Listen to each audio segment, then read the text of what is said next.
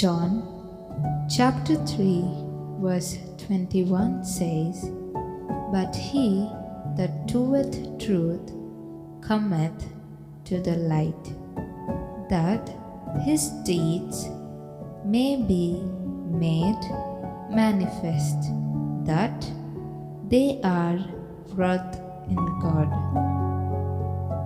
ಯೆಹೋವನು ಬರೆದ ಸುವಾರ್ತೆ 3ನೇ ಅಧ್ಯಾಯ 21ನೇ ವಚನ. ಆದರೆ ಸತ್ಯವನ್ನು ಅನುಸರಿಸಿ ನಡೆಯುವವನು ತಾನು ದೇವರಿಂದ ನಡೆಸಿಕೊಂಡು ತನ್ನ ಕೃತ್ಯಗಳನ್ನು ಮಾಡಿದ್ದೇನೆಂದು ತೋರಿಬರುವಂತೆ ಬೆಳಕಿಗೆ ಬರುತ್ತಾನೆ.